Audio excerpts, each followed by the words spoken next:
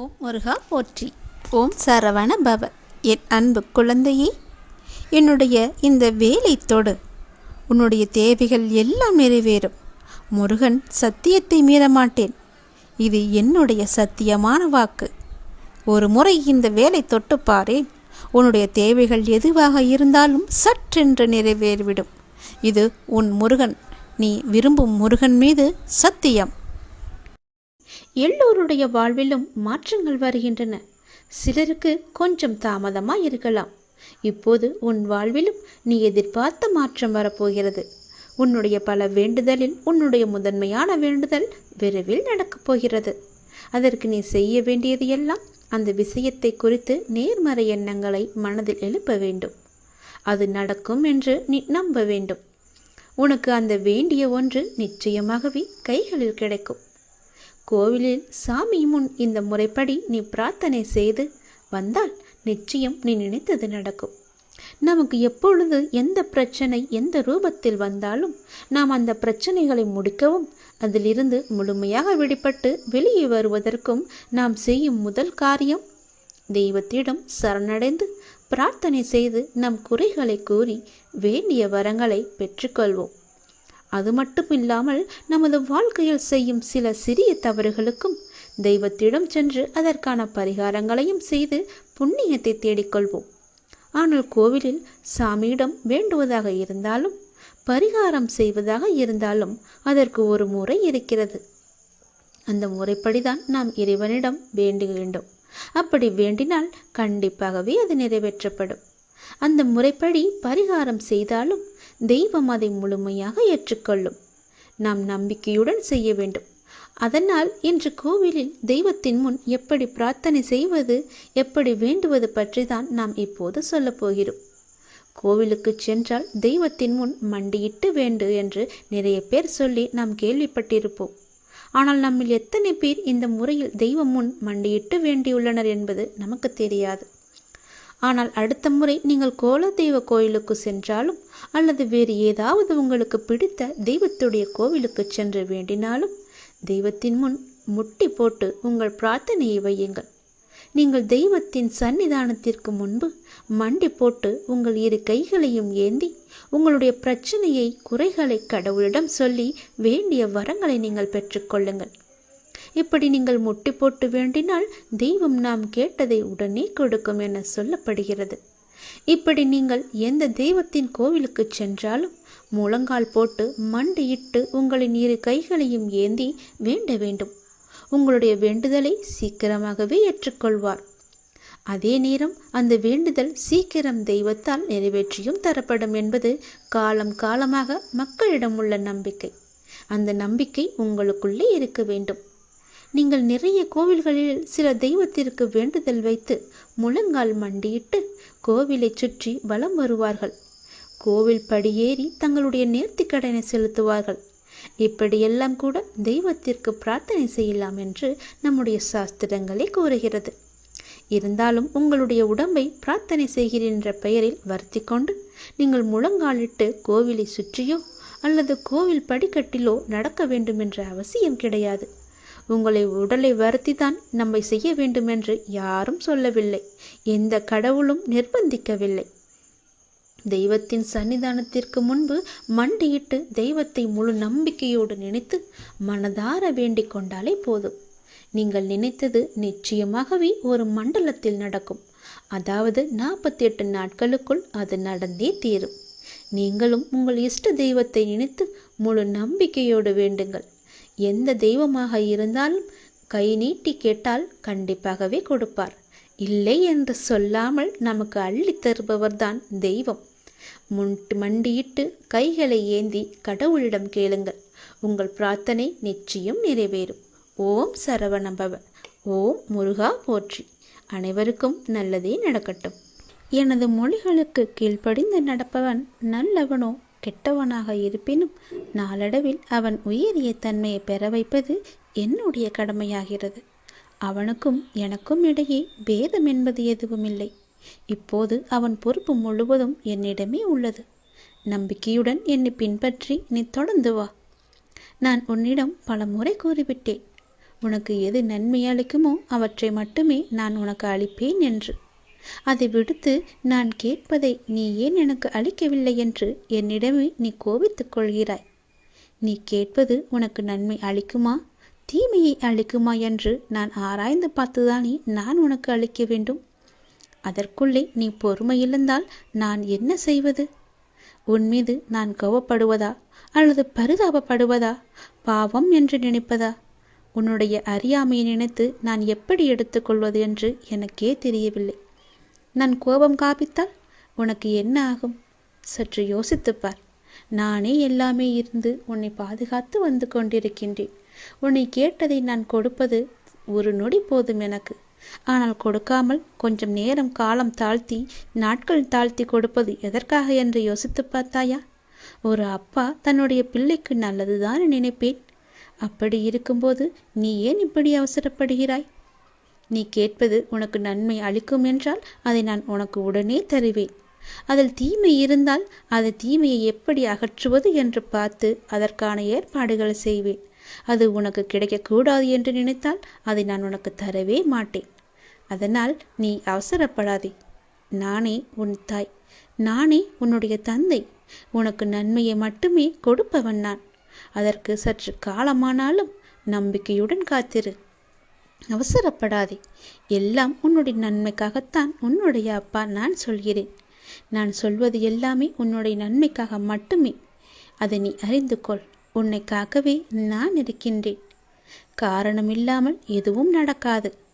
எல்லா நிகழ்வுகளுக்கும் பின்னாலும் ஏதோ ஒரு காரணம் இருக்கின்றது. சாதாரண மனிதர்களாகிய நமக்கு அந்த காரணம் என்ன என்று அறிவதில்லை. ஆனால் உன்னுடைய பழனி முருகன் எனக்கு எல்லாமே தெரியும். எனக்கு தெரியாதது என்று எதுவுமே இல்லை. ஆனால் நான் உனக்கு எல்லாவற்றையும் தர மறுப்பதற்கு காரணம் அதில் உனக்கு ஏதோ ஒரு தீமை இருக்கிறது என்பதனால்.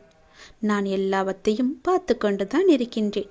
எனக்கு எல்லோருடைய பாவ கணக்கும் எது என்ன என்று எனக்கு தெரியும். என்னுடைய பக்தனின் கர்ம வினைகள் முற்றினையும் அளிப்பது என்னுடைய பொறுப்பு. நீ எப்போது என் ஆலயத்தில் படியெடுத்து காலெடுத்து வைத்தாயோ அந்த நொடி முதலே உன்னுடைய கர்மாக்களை குறைக்க நான் புறப்பட்டு விட்டேன். எல்லாவற்றையும் தெரிந்து கொண்டு நான் உனக்கு எது தேவையோ அதை மட்டுமே நான் அளிக்கப் போகின்றேன். கலங்காமல் இரு. உனக்கு வேண்டும் என்று நீ அடம்பிடிக்காதே. என் மீது கோபமும் படாதே. எனக்கு தெரியும் எதை எப்போது தர வேண்டும் என்று. நானே பார்த்து கொள்கிறேன்.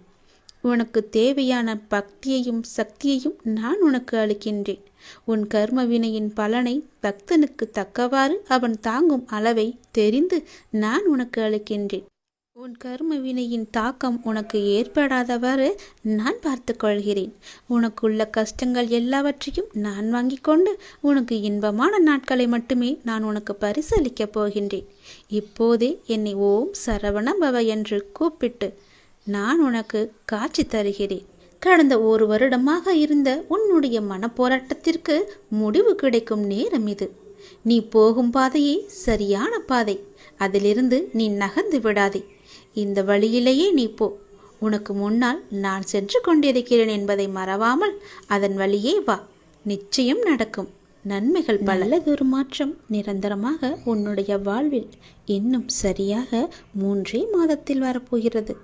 அந்த நல்லதொரு மாற்றம் நீ எதிர்பார்த்ததை விட பல மடங்கு உனக்கு சந்தோஷத்தை அள்ளி தரப்போகிறது.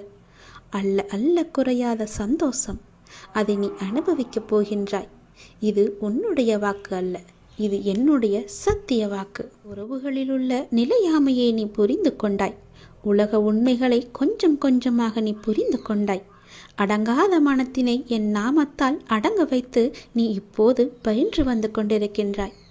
எப்போதும் நேர்மறையாக சிந்திக்க நீ பழகி கொண்டாய். இனி என்ன? ஏன் கவலை? இந்த வாழ்க்கையை கடப்பது உனக்கு எளிதாகவே இருக்கப் போகின்றது. இனி உனக்கு வழிகாட்டியாக நானே உன் கூடவே வரப்போகின்றேன்.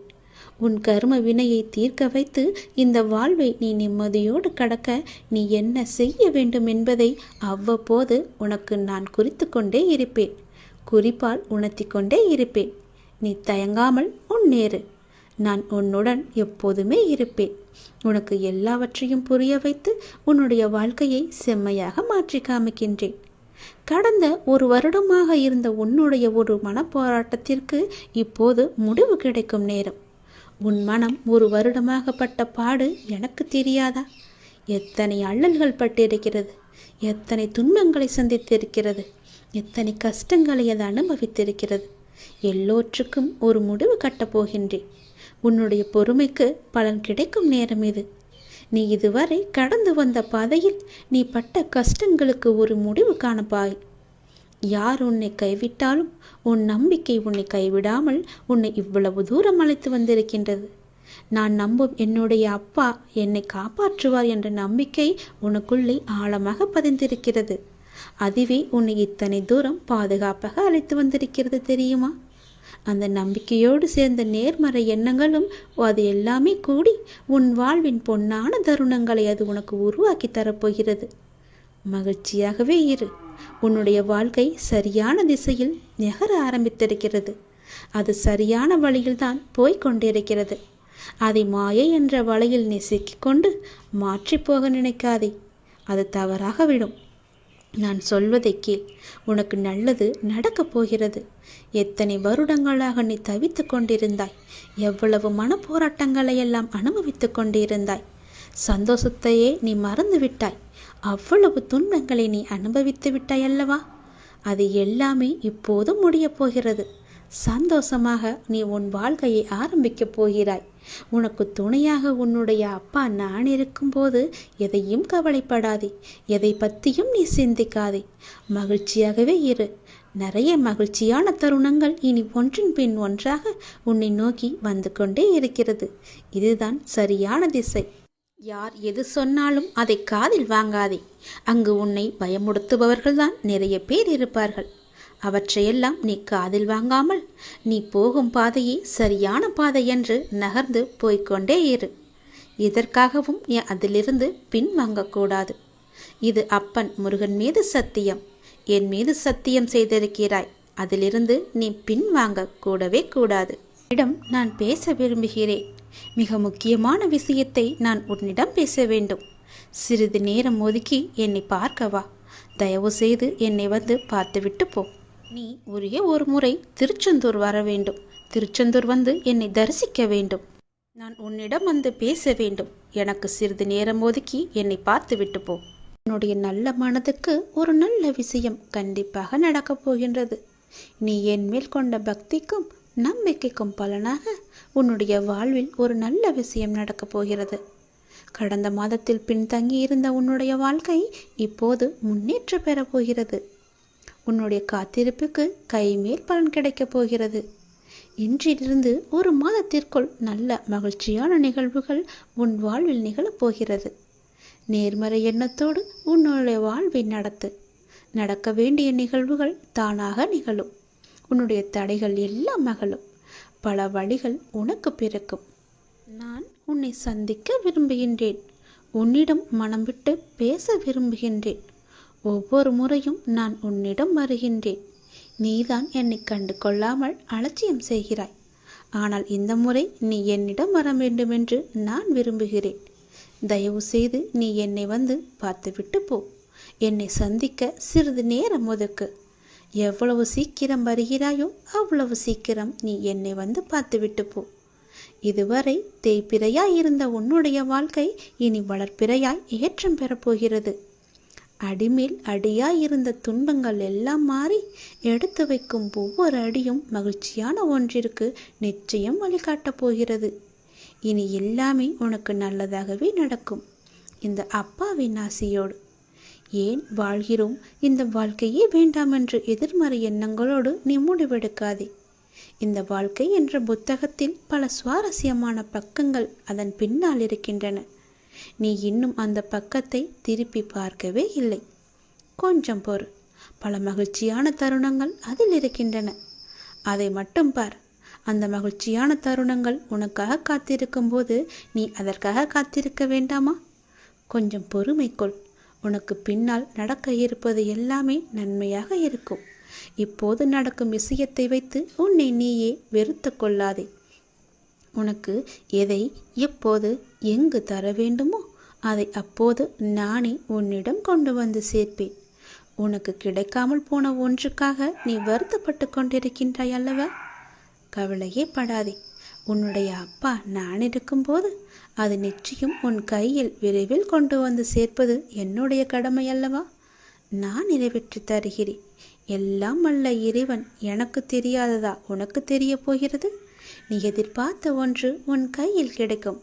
சந்தோஷமாக இரு. மகிழ்ச்சியான தருணங்கள் அதில் நிறையவே இருக்கும். அனுபவி சந்தோஷமாக. உன்னுடைய நேரத்தை நான் நல்ல நேரமாக மாற்றி காமிக்கின்றேன். ஓம் சரவண பவ என்ற மந்திரத்தை நீ ஜபித்து கொண்டே இரு. நான் சொன்னது போலவே ஒரே ஒரு முறையாவது திருச்செந்தூர் வா. அதற்கான ஏற்பாடுகளையெல்லாம் நீ செய்யத் தொடங்கு. நானே அதுக்கு சாதகமான பதிலை நான் உனக்கு எல்லோரிடமும் வாங்கி தருகிறேன். ஒரே ஒரு முறை நீ வந்துவிட்டு போ. உன்னிடம் மிக முக்கியமான விஷயங்களை பேச வேண்டும். எனக்காக சிறிது நேரம் ஒதுக்க மாட்டாயா? கண்டிப்பாக ஒதுப்பி நீ வருவாய் என்று எனக்கு நம்பிக்கை இருக்கிறது. வா, நான் உனக்காக காத்திருக்கிறேன். உன்னுடைய முருகன் உனக்காக காத்திருக்கிறேன். ஓம் சரவணபவ, ஓம் சரவணபவ, ஓம் சரவணபவ என்ற மந்திரம் உனக்குள்ளே எப்போதும் இருக்கட்டும்.